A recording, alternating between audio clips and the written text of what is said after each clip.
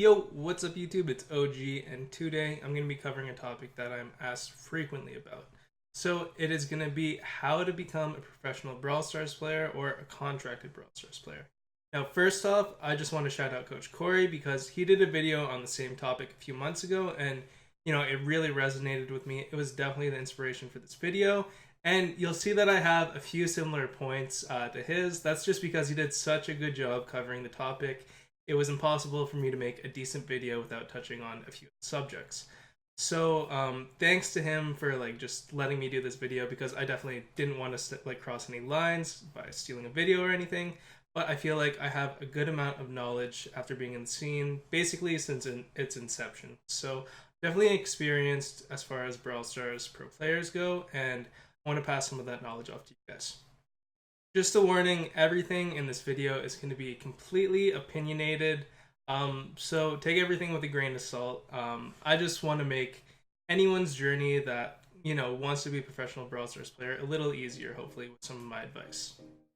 So what qualifies me to make a video like this? I've always been somewhat competitive in Brawl Stars. Since the day it came out, I've always managed to have somewhat of a leaderboard presence. So nowadays that doesn't mean as much as it used to, but originally that was all we had. We didn't have friendly games, there's no tournaments or leagues or anything, so leaderboard and ladder was really competitive before. I also currently hold the all-time trophy record, which again doesn't mean too much. It just demonstrates the level of commitment that I have to this game. When I did push to 22k, I literally didn't sleep half the week. I don't know, you guys can go check out my one video and just see how tired I look after the season ended. And that's just how dedicated I am to Brawl Stars. I'm also currently on Tribe Gaming, and my team's doing really well competitively. We won Season 1 and Season 2 of PBL. We just finished second in the Forge League. A little disappointing, but second's still respectable. We went undefeated in the Queso Cup. We have playoffs this weekend, so hopefully we can get those down too. And then we've qualified for WEL, which is the LAN tournament in Italy, and we also managed to qualify for DreamHack, which is going to be in Dallas at the end of the month. So, definitely looking forward to those LAN events. So that'll be my first LAN event. So definitely excited for those. I'm also the biggest NA player on YouTube. Obviously there's content creators that are bigger than me, but I like to look at myself as a player instead of a content creator. And I have the biggest Twitter following, Facebook following of NA players as well. I'm working on that Instagram, so if you guys want to drop a follow, it'd be greatly appreciated. You can check out my Instagram. It is in the description for all my videos.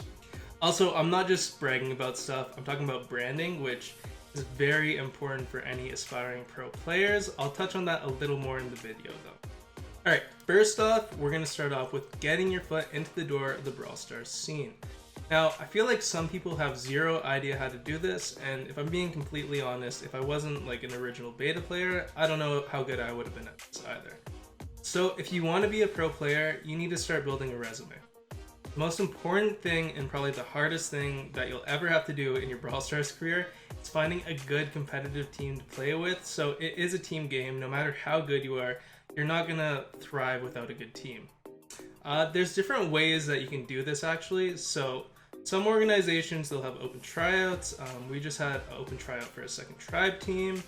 You can go on social media or through Discord and start messaging managers of certain organizations, seeing if there's any way you can have a private tryout for their rosters. Or, you can do it the hard way, and that's pretty much just grinding in game and finding people that play well with, that have similar goals with you, and then want to pursue somewhat of a competitive career in Brawl Stars. I don't think there's a right or a wrong way to do this. A lot of it's personal preference. We have players like me who have basically been with organizations since the inception of the Brawl Stars competitive scene. And then on the other end of the spectrum, we have players like YDE who have done it completely independently. And there's definitely pros and cons to both of them. I think a lot of it is just situational, and at this point in the game, you do not need to be with an org to be successful, but at some point I feel like you will. So now that you've found a team that you play well with, you need to start entering every single league and tournament that you can. Now, later on, you can get a little more picky with prize pools, etc., but you don't need to worry about that at first. You just need to get as much experience as you can, and like I said earlier, just building up a resume. So do not be picky at all at first. I'm sure some of the leagues won't be the greatest, maybe a little unorganized or like hectic, but it's best that you just like tough it out. And we all have to start from somewhere, so there's no like shame in entering a less respected league or like a newer league that has like a low prize pool. We all got to start somewhere, so just get as much experience as you can, because there's a huge difference between grinding the ladder and then playing games in a high pressure scenario.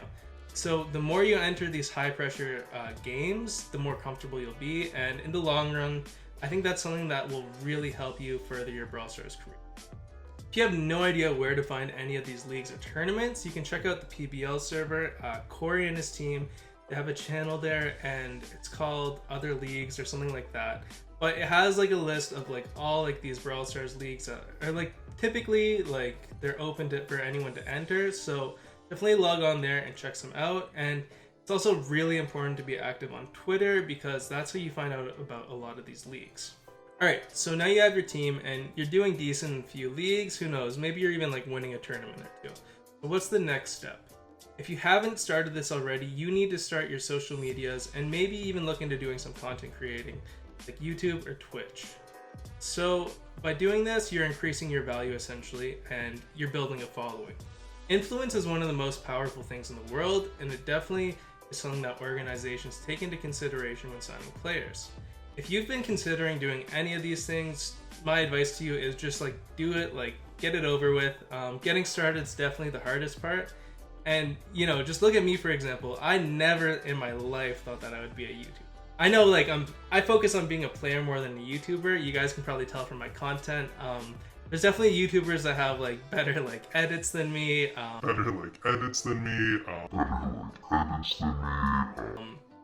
They have better, cleaner content. It might be more entertaining, but I think my niche is providing you guys with some good like context on what high level gameplay is, and I feel like I have a good niche.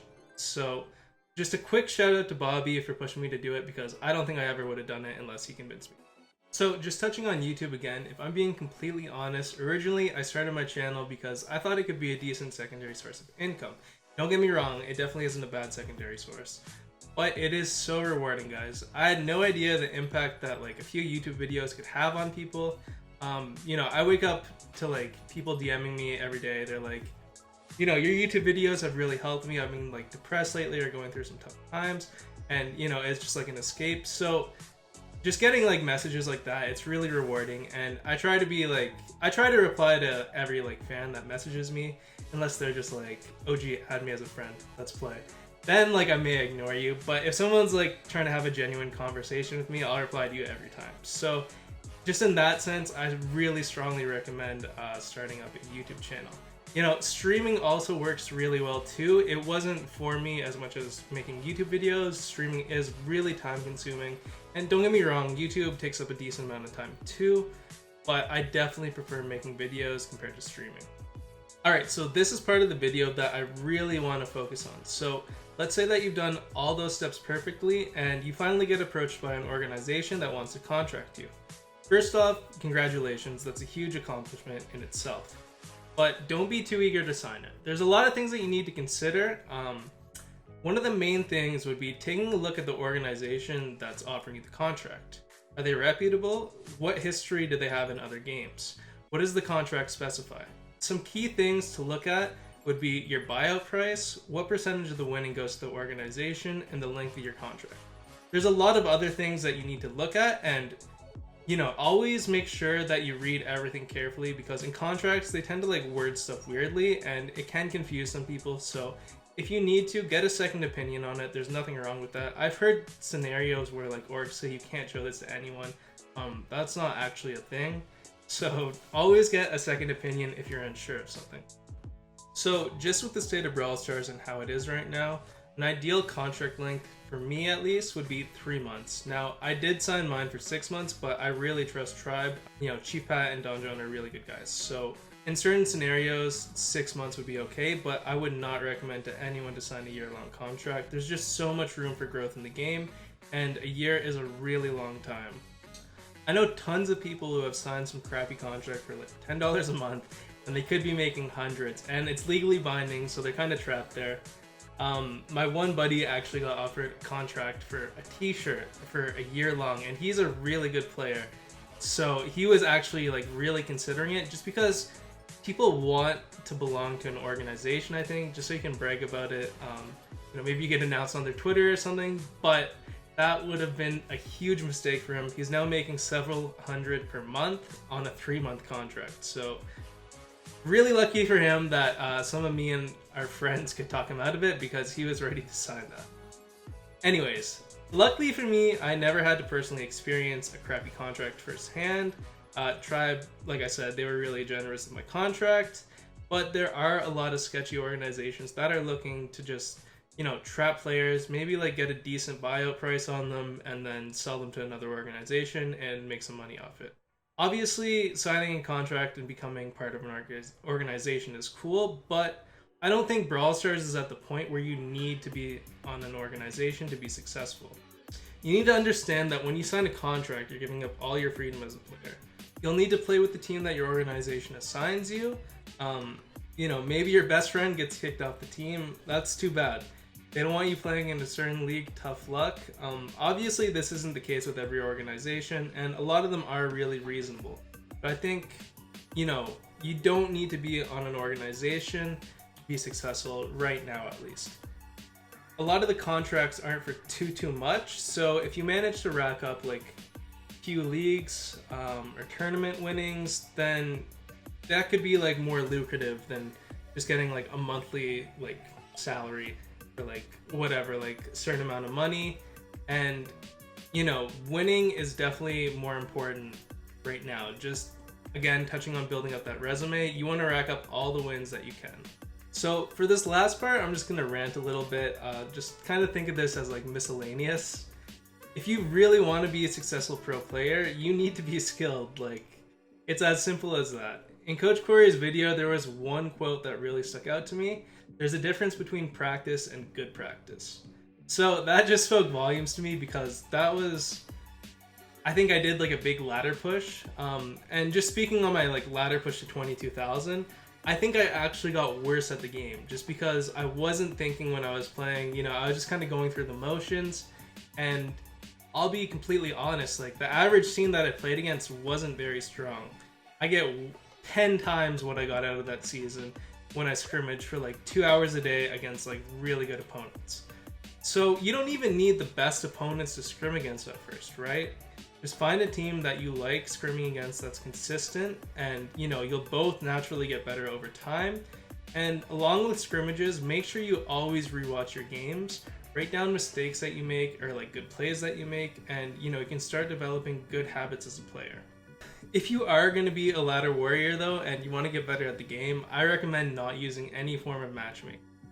So that's initially how I think I got good at the game, because I refused to play with anyone outside of my band when I first started the game. And my band was like barely top 10, so I'd play against like the top teams every game. I was like the highest in my band by like 2,000 cups, which back then was a huge amount. So it was definitely a struggle, but I think in the long run it definitely helped me and was worth it.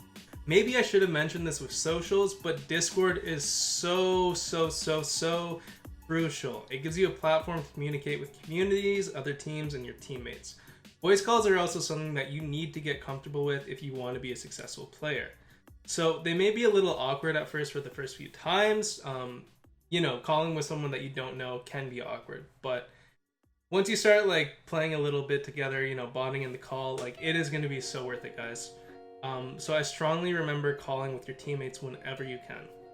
Like with anything, it also helps to have a mentor. So for me, when I joined Tribe, Chief Pat and Don John, I always looked at them more as like a mentor than people that just like sent me a certain amount of money per month. So they taught me a lot about professionalism, which is kind of rare when you play a mobile game that's dominated by 15-year-olds. So you can definitely pick up a lot of things just by hanging around the right people and just watching their tendencies. At the end of the day though, you can't rely on anyone doing everything for you. So you get in what you put in, and you can notice like a pattern, like all the successful players dedicated an insane amount of time to this game, You know, there are a few exceptions, and I think some people are just naturally better at video games, but if you outwork them, like, you know, you'll be better in the end. So, you know, prior to this, I've made excuses about a lot of things. I think it's something that we all naturally do. We tend to doubt ourselves.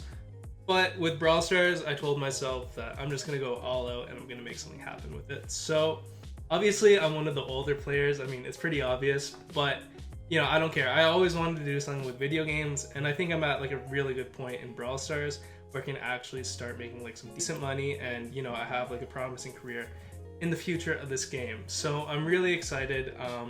And you know, guys, it's not too late to do anything with Brawl Stars. This game just went global like 5 months ago.